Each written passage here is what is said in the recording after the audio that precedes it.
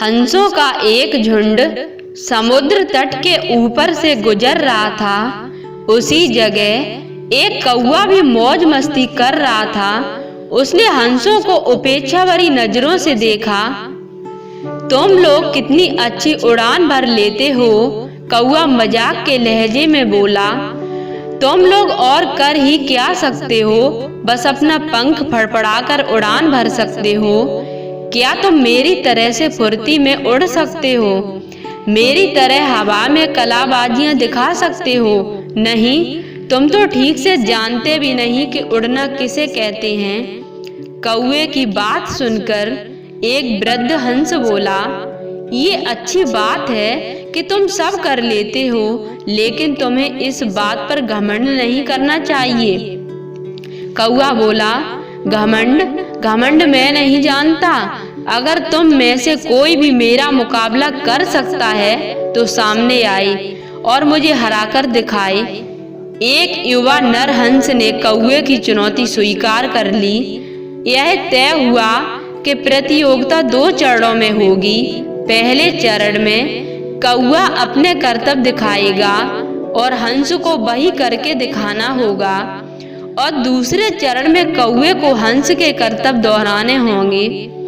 प्रतियोगिता शुरू हुई। पहले चरण की शुरुआत कौवे ने की और एक से बढ़कर एक कलाबाजियां दिखाने लगा। वह कभी गोल गोल चक्कर खाता तो कभी जमीन छूते हुए ऊपर उड़ जाता। वही हंस उसके मुकाबले कुछ खास नहीं कर पाया। कौवा अब और भी बढ़ चढ़कर बोलने लगा, मैं तो पहले ही कह रहा था कि तुम लोगों को कुछ भी नहीं आता। फिर दूसरा चरण शुरू हुआ। हंस ने उड़ान भरी और समुद्र की तरफ उड़ने लगा। कौवा भी उसके पीछे हो लिया। ये कौन सा कमाल दिखा रहे हो? भला सीधे सीधे उड़ना भी कोई चुनौती है? सच में तुम मूर्ख हो, कौवा बोला। पर हंस ने कोई जवाब नहीं दिया और चुपचाप उड़ता रहा।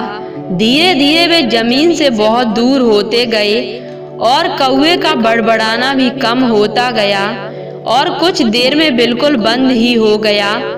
कौवा अब बुरी तरह थक चुका था, इतना कि अब उसके लिए खुद को हवा में रखना भी मुश्किल हो रहा था और बार बार वो पानी के करीब जा रहा था।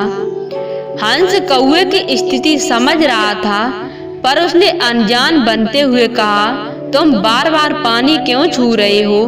क्या ये भी तुम्हारा कोई कर्तव्य है? नहीं, कौवा बोला, मुझे माफ कर दो।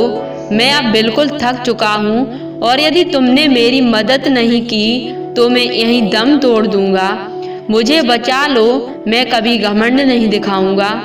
हंस को कौवे पर दया आ गई। उसने सोचा कि चलो, कौवा सबक तो सीख ही चुका है, अब उसकी जान बचाना ही ठीक होगा। और वह कौवे को अपनी पीठ पर बैठाकर वापस तट की ओर उड़ चला। हमें इस बात को समझना चाहिए कि भले हमें पता न हो, पर हर किसी में कुछ न कुछ खास होता है जो उसे विशेष बनाता है। और भले ही हमारे अंदर हजारों अच्छाइयाँ हों, पर यदि हम उस पे घमंड करते हैं तो देर सवेर हमें भी कौवे की तरह शर्मिंदा होना पड़ेगा। एक पुरानी कहावत भी है, घमंडी का सर हमेशा नीचा होता है। इसलिए ध्यान रखिए कि कहीं जाने अनजाने में आप भी कौवे वाली गलती तो नहीं कर रहे।